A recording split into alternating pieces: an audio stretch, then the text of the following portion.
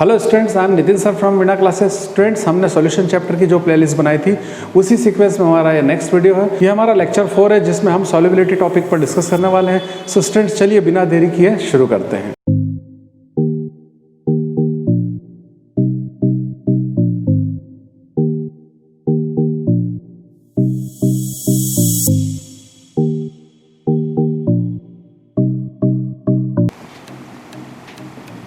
Solubility. Students, solubility एक term होती है। जैसे मान लीजिए कोई हम सॉल्वेंट ले रहे हैं और कोई सॉल्वेंट के साथ हम सॉल्यूट को मिक्स कर रहे हैं, वो मिक्स कितना हो रहा है, कितनी क्वांटिटी उसमें साथ मिक्स हो रही, कितनी बच जाती है, या कोई सॉल्वेंट मिक्स होता है या नहीं, ये भी इंपॉर्टेंट बात है। तो ये सारी टर्म्स जितनी भी होती हैं वो स्टडी की जाती है। उन सभी टर्म्स में हम इस चीज़ को देखने वाले हैं कि सॉल्युबिलिटी की कितना उसमें क्वांटिटी मिक्स हो रही है, कितनी डिजॉल्व हो रही है, कितनी डिजॉल्व होने के बाद बच जाती है या कंप्लीटली डिजॉल्व हो जाती है। वो सारी बातें जो है सॉल्युबिलिटी के अंतर्गत पढ़ाई जाती है, सीखी जाती है। सो स्टूडेंट्स, सबसे पहले मैं आपको बताना चाहता हूँ कि इसकी डेफिनेशन को हम एक सीक्वेंस में लिखेंगे। मैं आपको उसको एक टर्म के रूप में लिख के बताता हूँ ताकि आप उसको समझ सकें।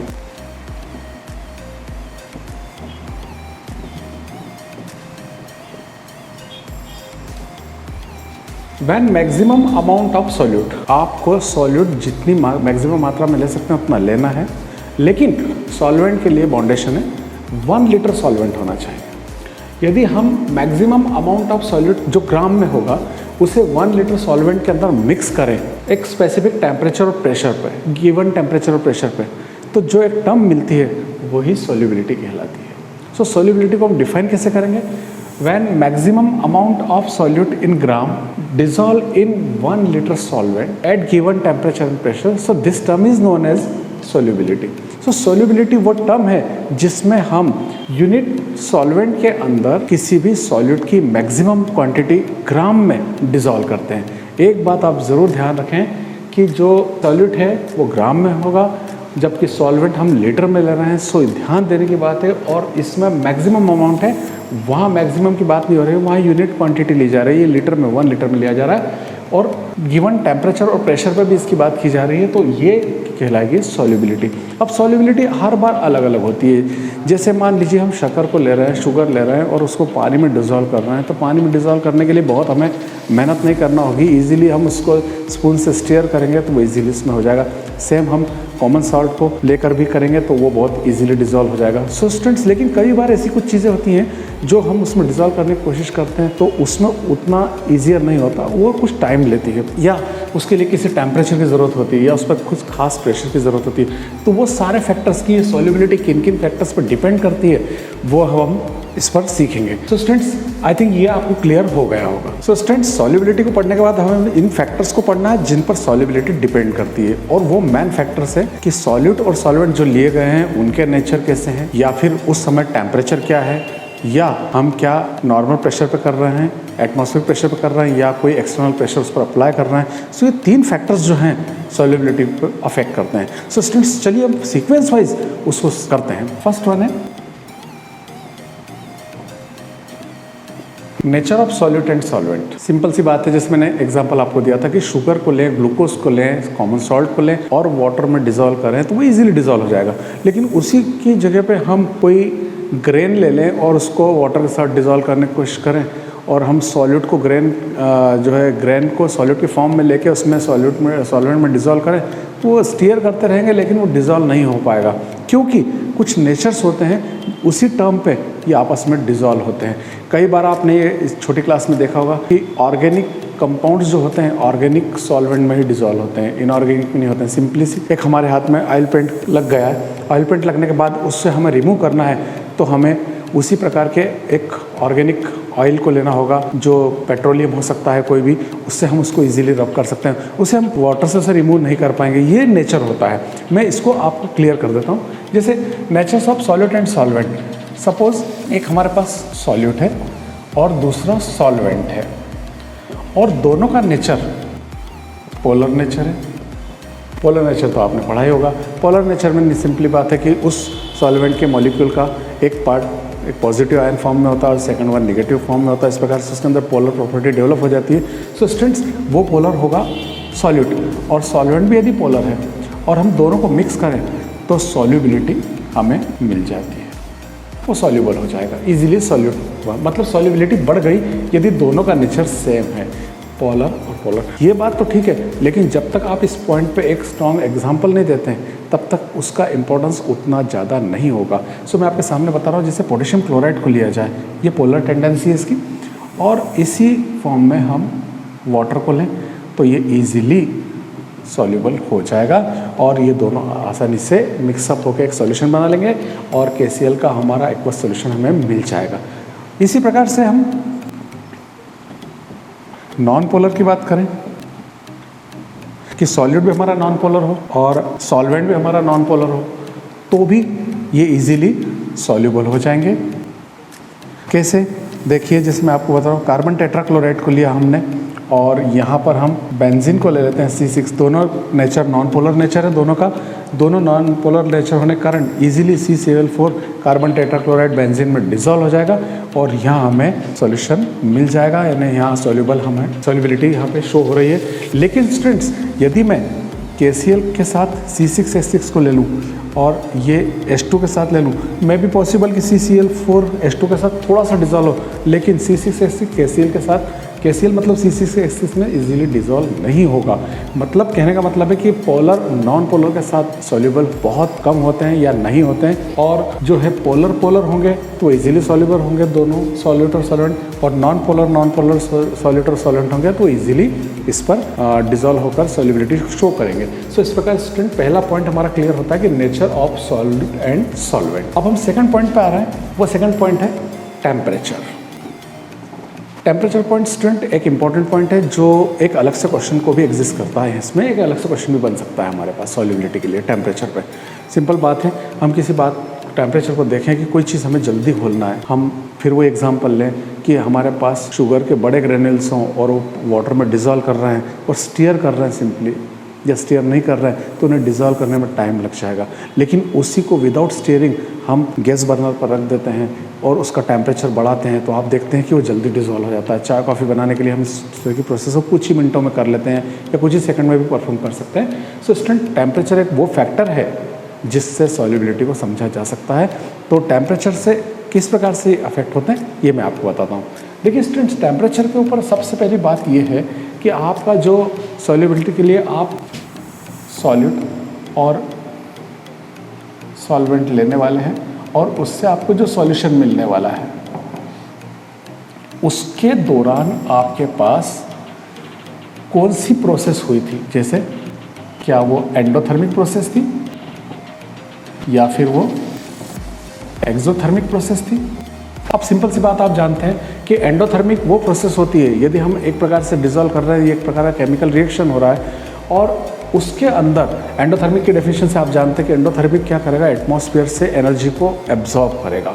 यहाँ एनर्जी एब्जॉर्ब हो रही है और सिंपली यदि मैं इस पर टेम्परेचर बढ़ा दूँ, यदि यहाँ पर मैं सॉल्यूट और सॉल्वेंट को मिक्स करके उसको एक्स्ट्रा एनर्जी दे दूँ तो एक्स्ट्रा एनर्जी देने से निश्चित रूप से सॉल्युबिलिटी बढ़ जाएगी। क्यों बढ़ जाएगी? सिंपल सी बात है, एंडोथर्मिक में उसे टेम्परेचर चाहिए, तो जैसे जैसे मैं टेम्परेचर को इंक्रीज़ करूँगा सॉल्युबिलिटी भी इंक्रीज़ हो जाएगी।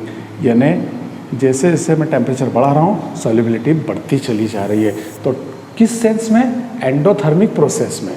एंडोथर्मिक प्रोसेस जो एटमॉस्फेयर से एनर्जी गेन करती है, एब्जॉर्ब करती है और रिएक्शन को परफॉर्म करती है, उस प्रकार की प्रोसेस में जो होती है, यहाँ पर हम टेम्परेचर बढ़ाएंगे तो यहाँ पर हमें सॉल्युबिलिटी भी बढ़ती हुई मिल जाएगी। लेकिन एक्सोथर्मिक प्रोसेस तो क्या होती है कि जब हम सॉल्यूट और सॉल्वेंट को मिलाएं तो इस दौरान वो अपनी एनर्जी रिलीज़ करेगा और जो एनर्जी रिलीज़ कर रहा है उससे तो एनर्जी की ज़रूरत ही नहीं है क्योंकि उसके पास एक्स्ट्रा एनर्जी जो वो रिलीज़ कर रहा है। अब ऐसे में हम यदि टेम्परेचर बढ़ा देते हैं तो वो तो एक अपोजिट प्रोसेस हो गई जिसके अंतर्गत हम लोगों ने टेम्परेचर को बढ़ाया है और वो खुद भी बढ़ा रहा है, मतलब बाहर की ओर दे रहा है। तो यहाँ तो क्या होने वाला है कि जैसे जैसे हम टेम्परेचर बढ़ा रहे हैं उसकी solubility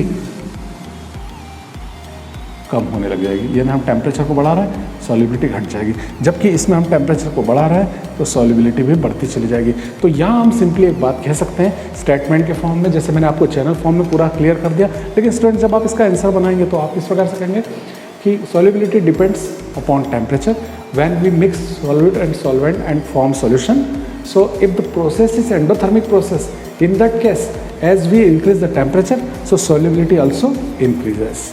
But in exothermic process, when solute and solvent mix and form a solution, in that case energy is released. So same, we are increasing the temperature, so the solubility automatically decreases. So students, ये दोनों point आपको मुझे लगता है clear हो गए होंगे। अब हम तीसरे पॉइंट की ओर बढ़ रहे हैं। सो स्टूडेंट्स, सॉल्युबिलिटी को अफेक्ट करने वाला एक थर्ड पॉइंट और है हमारे पास, जो है प्रेशर। प्रेशर के लिए हम पहले देखते हैं कि जैसे मान लीजिए हम एक सॉल्यूट में हम सॉलिड स्टेट का सॉल्यूट लेते हैं, कई बार लिक्विड स्टेट का लेते हैं और कई बार गैसीय स्टेट का सॉल्यूट लेते हैं। अब आप स्टूडेंट्स जानते हैं कि सॉल्यूट जो होगा, इस सॉल्वेंट पे प्रेशर की बात की जा रही है। प्रेशर एक्सटर्नल फोर्स होता है, आप जानते हैं, जो सॉल्यूशन पर अप्लाई किया जा सकता है या नहीं, ये देखना है हमें। तो सॉलिड में हम देखेंगे तो आप ये जानते हो कि सॉलिड का जो शेप साइज होता है वो लगभग कॉम्पैक्ट होता है और नॉन चेंजेबल होता है। ये तो आप जानते हैं। सॉलिड स्टेट की खासियत यही होती है कि वो अपने शेप साइज़ को चेंज नहीं करता है, उसको कॉम्प्रेस नहीं किया जा सकता। सो शेप जो है फर्म होता है, फिक्स होता है, नॉट कॉम्प्रेस्ड, ये हम जानते हैं। तो यदि हम इस पर प्रेशर अप्लाई करें, अब सिंपल सी बात है, प्रेशर, जैसे मैंने आपसे कहा था कि प्रेशर जो है एक्सटर्नल फोर्स है, तो इस सॉल्यूट के ऊपर यदि हम प्रेशर अप्लाई भी करेंगे तो इसके शेप साइज से फॉर्म है जो कॉम्प्रेस नहीं बराबर होते हैं, आप बहुत ही निग्लिजिबल कॉम्प्रेस होते हैं। तो इससे इसके सॉलिड पर, मतलब सॉलिड यदि हम सॉलिड लेंगे और सॉल्वेंट तो ऑब्वियसली हम लिक्विड ही लेंगे, तो इस सॉलिड पर तो कोई प्रेशर से इम्पैक्ट नहीं आएगा, कोई चेंज नहीं आएगा। यदि हम दूसरी बात करें लिक्विड की, तो लिक्विड जो होता है लिटिल कॉम्प्रेसिबल, क्योंकि उसके मॉलिक्यूल में थोड़ा सा स्पेस होता है, तो हम उसको कॉम्प्रेस कर सकते हैं। तो कहीं ना कहीं इस पर हम प्रेशर की बात करेंगे कि इस पर हम जब प्रेशर अप्लाई करेंगे तो प्रेशर के कारण सॉल्युबिलिटी पे चेंज आ सकता है, यहाँ तो नहीं के बराबर आएगा। लेकिन स्टूडेंट्स, अगली बात ज़्यादा इंपॉर्टेंट है, वो आप थोड़ा देखें कि यदि मैं सॉल्यूट को गैस के फॉर्म में ले लूँ और जो है एक लिक्विड ले लूँ, वो सॉल्वेंट के फॉर्म में है, तो आप देखेंगे कि गैस के अंदर तो बहुत सारा मॉलिकुलर स्पेस होता है, उनके मॉलिक्यूल्स काफ़ी दूर दूर होते हैं, उनके बीच में निग्लिजिबल अट्रैक्शन फोर्स होता है। सो स्टूडेंट्स, जब हम इसको कॉम्प्रेस करते हैं तो कॉम्प्रेस करने के लिए बहुत सारी पॉसिबिलिटी होती है, इसका वॉल्यूम कम किया जा सके, तो हम इजीली इसको कॉम्प्रेस कर सकते हैं। तो इसका मतलब ये हुआ कि इसके मॉलिक्यूल्स दूर दूर हैं, और यदि हम इस पर फोर्स अप्लाई करते हैं, एक्सटर्नल प्रेशर अप्लाई करते हैं, तो इसमें ईजीली ये इंट्रामॉलिकुलर स्पेसेस में पहुंच जाएंगे और एक अच्छा सॉल्यूशन बना सकते हैं, सॉल्युबिलिटी बढ़ सकती है। तो सॉल्युबिलिटी बढ़ रही है क्योंकि हम प्रेस कर रहे हैं और इसके वॉल्यूम को डिक्रीज़ कर रहे हैं। तो हमने देखा कि ये सॉल्युबिलिटी जो है वो इसकी इंक्रीज़ होती चली जाएगी जैसे जैसे प्रेशर हम लगाते चले जाएंगे। तो इस प्रकार से हम कहेंगे कि जो प्रेशर है वो सॉल्युबिलिटी के जो है साथ में बढ़ता चला जाए। प्रेशर हम ज़्यादा अप्लाई करेंगे तो सॉल्युबिलिटी बढ़ती चली जाएगी। मतलब ये क्या है, सिंपल हम कह सकते हैं कि it's directly proportional to solubility, pressure is directly proportional to solubility, क्योंकि हम जैसे जैसे प्रेशर इंक्रीज़ करेंगे सॉल्युबिलिटी भी इंक्रीज़ होती जाएगी। क्यों? क्योंकि हमारा सॉल्यूट जो है वो गैसीय फॉर्म में है, गैसियस फॉर्म में मॉलिकुलर प्रेसेस बहुत होते हैं, तो इंट्रामॉलिकुलर स्पेसेस ज़्यादा होने के कारण वो प्रेशर लगाने से वो इजीली इसके साथ मिक्स हो जाएगी और सॉल्युबिलिटी बढ़ती चली जाएगी। और स्टूडेंट्स, एक बात और मैं कह दूं कि ये पॉइंट हमने नोट किया, लेकिन इस पर एक बहुत ही इंपॉर्टेंट क्वेश्चन हमारे पास नेक्स्ट टाइम आने वाला है, वो है हेनरीज लॉ। हेनरी एक ऐसे साइंटिस्ट रहे केमिस्ट्री में जिन्होंने इस पर स्टडी की और उन्होंने उस लॉ को दिया है कि किस प्रकार से प्रेशर जो है सॉल्युबिलिटी को इफ़ेक्ट करता है। तो हम इस पॉइंट के साथ में हेनरीज लॉ को ले सकेंगे और उसकी सारी चीज़ों को फैक्ट को समझ सकेंगे। So students, I think solubility आपको पूरी तरह से क्लियर हो गया होगा। एक सिंपल सी बात है, लेकिन समझने के साथ इसको हमें करना है। और स्टूडेंट्स, इस बात को ध्यान रखें कि जो थर्ड पॉइंट है ये एक इम्पॉर्टेंट पॉइंट लाने वाला है, वो है हेनरीज लॉ।